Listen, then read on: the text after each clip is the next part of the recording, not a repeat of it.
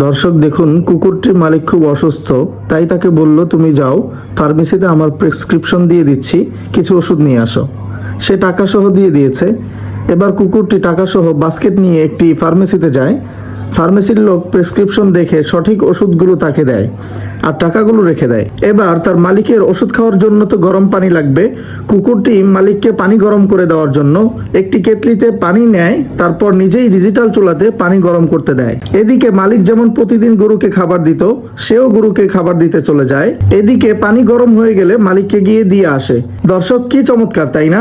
দেখুন, আমরা শুধু এটা ভাবি যে বিদেশিরা লাখ লাখ টাকা খরচ করে কেন কুকুর পালে।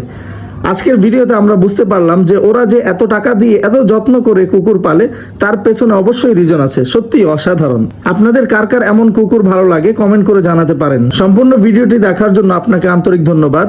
আরও এমন দারুণ সব ভিডিও দেখতে আমাদের পেজটি ফলো করে রাখতে পারেন।